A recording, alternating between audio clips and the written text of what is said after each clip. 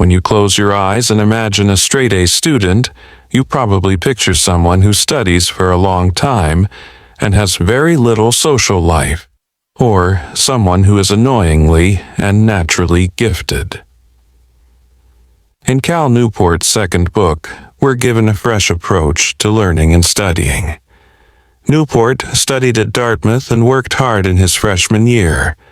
However, he didn't achieve the results that he wanted. This led him to reassess his learning methods and adopt some strategies and hacks to optimize his studying. He met other straight-A students through the Honor Society and learned some insightful things about what constitutes a well-rounded student. Through interviews, Newport learned that grinding and pulling all-nighters isn't an effective way to study. Students who work arduously are just working harder without the desired results, and this only leads to anxiety and stress. Obviously, the people he interviewed are smart because they managed to get into college, but what set them apart was their techniques and strategies to study and complete assignments. How to become a straight-A student doesn't negate the importance of studying. On the contrary, it's a book about instilling a passion for learning. It's an inspiring read to set you on the path towards knowledge, and through case studies, examples, and science, Newport provides us with insightful and easy-to-implement techniques. The book is divided into 3 parts: how to study, how to perform in tests, and how to write better essays and papers. We'll briefly look at some of the salient points to get you started on becoming more productive and inspired to learn. A straight-A formula for success. How many hours do you spend studying before a test, and how many hours do you think you need to study to get the best results? Looking around the average college campus, you'll see many students who are arduously working and grinding away. These students are often incredibly stressed and anxious, and they frequently buckle under the pressure of it all.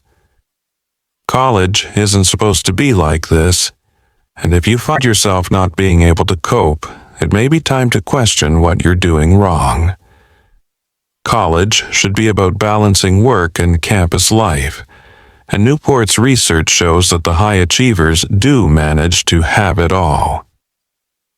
Where most students go wrong is that they believe that working hard means putting in the maximum number of hours.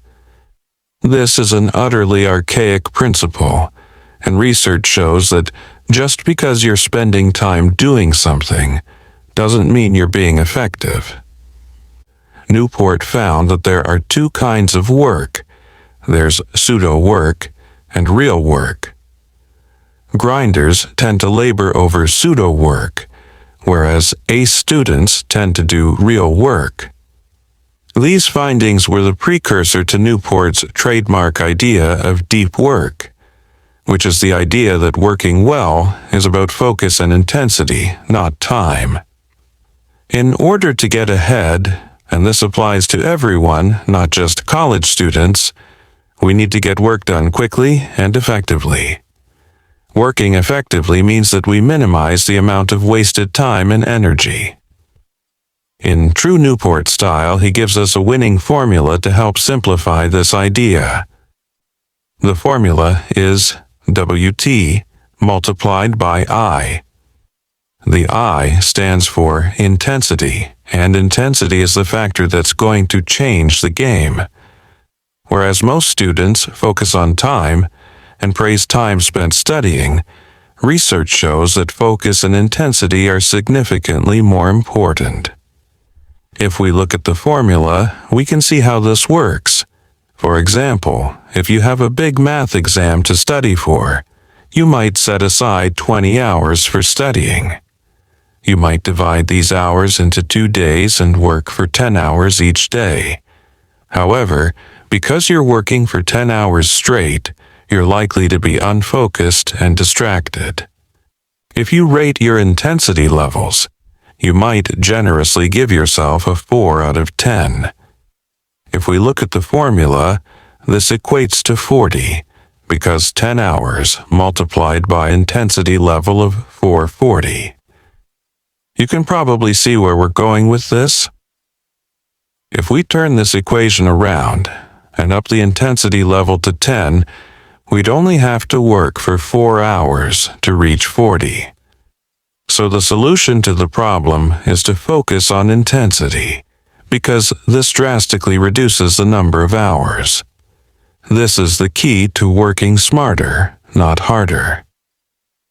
It's worth noting that if you're not used to real work or deep work, you'll find it challenging to begin with 1 hour of focused and disciplined work. Like all of our muscles, our brain needs to be trained, so start with 30 minutes of concentrated work, and in no time you'll be able to manage up to an hour. Know your enemy. What's the number one thing that's keeping you from studying or working? For most of us, procrastination is the major obstacle that prevents us from reaching our goals. This is where Newport is most pragmatic, because he doesn't give us a magic solution to conquer procrastination. Instead, he suggests that we identify procrastination, accept it, and try to deal with it more effectively. He also says that we're all bound to procrastinate at some stage because there's some work that, as he puts it, sucks. There are loads of things that we have to do that we're not going to enjoy, but if you want to be at the top of your game and set yourself apart from those around you, you need to go to war with your urge to procrastinate. Here's the deal. Procrastination is like an addiction, and we all have to deal with it. No one is immune to it, but certain people can overcome it because they find coping strategies and don't allow it to win.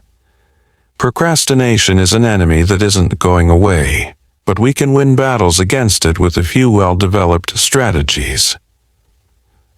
The best students apply strategies to deal with procrastination and realize it's futile trying to conquer it. So, here are 5 ways to overcome the urge to procrastinate. So many of us procrastinate because we don't have a sense of accountability. It's easy to make excuses when there's no one to hold us to task. Being accountable to ourselves is a way to make sure we stay on top of our assignments and goals. The suggestion here is to keep a work progress journal. Every day, write down a list of realistic goals that you want to accomplish, and at the end of the day, tick off what you've got done. If you manage to get everything done and you found it a bit too easy, then adjust your list for the following day. However, if you fail to check through everything on the list, you need to write down exactly why you didn't manage to get the task done. The rationale behind this is that it's a lot more difficult to accept failure to perform if we're honest with ourselves and have to be accountable. For example, imagine having to write down, "I didn't write my midterm paper because I was binge-watching a series on Netflix." The next strategies deal with developing a tight schedule and routine. Procrastination is more likely to occur if we're low on energy. As we know from Eat, Move, Sleep, energy requires food, exercise, and sleep to be at 100%. Hence, feed the machine by ensuring that you've scheduled enough sleep, exercise, and healthy meals. This links to the idea that in order to perform most efficiently, we need to create a solid daily routine. Start working or studying once you've woken up, and build real work blocks into your day until you get to dinner. Schedule your blocks of high-intensity work with shorter blocks to rest. The motivation to start as soon as you wake up is because this is when our brains are at their best. Furthermore, schedules are often interrupted by other events or things that come up unexpectedly. If we get an early start, it'll mean that we can account for interruptions to our routines. When scheduling, we also need to make sure we space out our work and don't have too many hard days in a row. It's also okay to have a rest day if you feel that you've worked intensively for long enough. Newport is a strong advocate for taking breaks and enjoying life. He argues that the best college students manage to work effectively all day and then be able to relax and enjoy themselves in the evening. Finally, make an event out of the worst tasks. There are some tasks we really battle to sit down to. In cases such as these, Newport suggests adapting our environments. He argues that we're more likely to perform a task we don't like if we incentivize ourselves to do it. So, perhaps find a quiet coffee shop and enjoy a cup of coffee and a treat while you study, or seek out green space like a park. When, where, and how. We've established that the earlier we start studying, the better. It's a good idea to study when we wake up, allowing us ample time to enjoy ourselves in the evening. However, studying also happens in class. No matter how tired or hungover you may be, going to class is absolutely essential if you want to be a straight-A student. Getting into the habit of missing classes will mean that you're regularly playing catch-up on the material. Keeping on top of your work also means you won't be tempted to cram everything at the last minute. The best place to study is somewhere where you're isolated. Find a variety of places conducive to studying so that you can change your environment when you need a change of scenery. The key to intense and focused work is that there are no distractions. The number one tip for effective studying is that you shouldn't just read and reread your notes. No matter how thorough your notes are, they will become nothing more than a crutch. Reading and rereading provide us with what's known as the fluency illusion. The fluency illusion is when we think we know the material because we've read our notes so many times. Reading and rereading give us the illusion that we grasp everything. However, when it comes to actually recalling this information in a test situation, we realize we have massive knowledge gaps. The lesson here is that to prevent the fluency illusion, remove the crutches to studying and quiz yourself. You should know your material so well that you could stand up and teach it. In the same way as a good teacher doesn't read from notes or a textbook, you should be able to recall and explain your subject. Newport also provides numerous tips on how to study for various subjects. For example, if you're studying for a subject like history, the advice is to write structured notes around developing an argument, and then repeating the argument aloud. If you're studying for math, an excellent way to learn is to quiz yourself to assess comprehension. Flashcards are useful if you need to memorize material. Straight-A students are in the habit of carrying around flashcards so that they can quiz themselves throughout the day. We've learned that it's useless to study for more than an hour at a time, and that we need to focus on taking regular 5-10-minute breaks. This is known as distributed learning. So whatever you're studying for, make sure that you adopt the principle of distributed learning. What's in the exam? How do you feel about writing exams? For many of us, exam time is stressful, but Newport says it doesn't have to be. There's a technique to exam writing, and provided you're well prepared, this should alleviate a lot of the unnecessary anxiety. Once you mastered the formula of intense, real work, gone to battle against procrastination, and learned how best to study, you can begin focusing on exam preparation. The first thing to do is to strategize your learning. You need to identify what's relevant and what's likely to appear in the exam. Attending lectures and classes will assist you with this, because often lecturers drop hints about what to expect. Being a straight-A student is all about paying attention and engaging with the course material.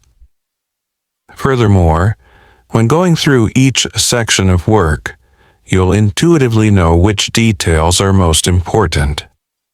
You'll know this by familiarizing yourself with each topic and argument. Newport suggests getting academic disaster insurance, which will ensure that there's no subject you're unfamiliar with.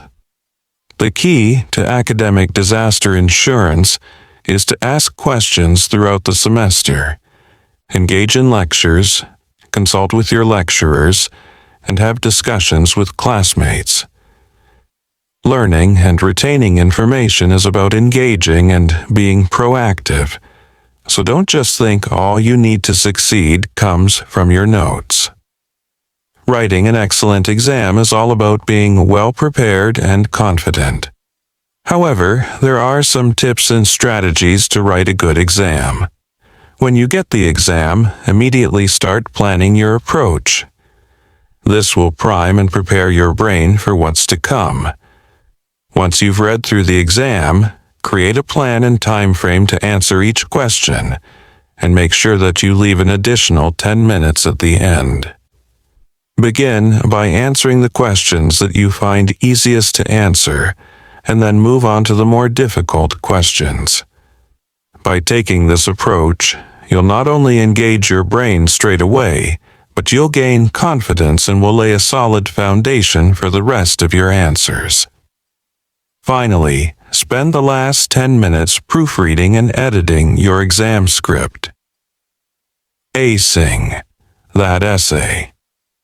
Writing papers and essays is a big part of college life, and therefore you should make the most of them and enjoy the experience. Newport explains that the best way to start writing a paper or essay is to identify a topic that you find fascinating and want to get started on immediately. Whether or not you enjoy this research and writing experience depends on when you start it. Nobody enjoys writing when they're under pressure or unclear of what they need to write about. Therefore, it's crucial to spend time thinking about a topic that interests you. The great thing about college assignments is that they come with a lot of freedom to formulate unique topics based on a broad subject. When we're genuinely interested in something, it's a rewarding and enriching experience, and straight-A students manage to find what interests them and then develop ideas around that. Before you begin the research and writing process, it's a good idea to scaffold your paper and break it into sections. You'll find it a lot easier to research something when you know what subjects and topics you have to cover and what areas you need to fill in any blanks. Remember that college is a time to find out what interests you, so keep an eye out for potential topics to write about. Once you've identified a topic, start broad and then narrow your focus. When it comes to research, all of your main ideas should have at least 2 sources, and then for additional ideas, it's okay to rely on one key source. Research is about knowing when you have enough information, so don't waste time over researching and going down rabbit holes. In short, know when to stop. As with studying, it's a good idea to take regular breaks. The best thinking often happens when we're doing mundane tasks like washing the dishes or taking a shower. You might find that taking a break allows you to find inspiration. Another way to up your inspiration and creativity levels is by reading and engaging with a variety of articles, essays, and discussions. You may think that you've completed your essay once you've typed the final word. However, every straight-A student knows the value of proper editing and proofreading. The first thing to ask yourself is whether your argument hangs together, and if your essay has any missing information. You also want to check for clarity when you do your first big picture edit. Next, print out your document and edit it with a pen or pencil while reading it aloud. Once you've done this, make the edits and print it out again. You're a lot more likely to identify typos on a hard copy document than on a computer screen. The last step is to sit back and genuinely enjoy and appreciate the paper you've written. You should be proud of the document you submit. In conclusion, How to Become a Straight-A Student isn't a book to help you pass or achieve good results for the sake of it. Neither is it a magic wand to get you to where you need to go. It's a book about teaching us the value of focus and discipline, which makes the pursuit of knowledge a more exciting and rewarding endeavor. In an increasingly stressful world, where there's lots of disillusionment about the future, this book gives us helpful strategies to take back some control. College shouldn't just be about doing it because you have to, or doing it because it's the thing to do. Education is about gaining new knowledge and skills and having fun while doing it. Furthermore, by excelling at college, you'll open the door to much more opportunities and experiences. Having a greater sense of autonomy allows us to take control of our lives and to be responsible for our future. What's more, Newport shows us practical skills to develop, which will enable us to apply our knowledge to real-world experiences. At the end of the day, intensity, focus, and discipline are resources that are becoming increasingly rare. If you can harness these resources, you'll add tremendous value to the world.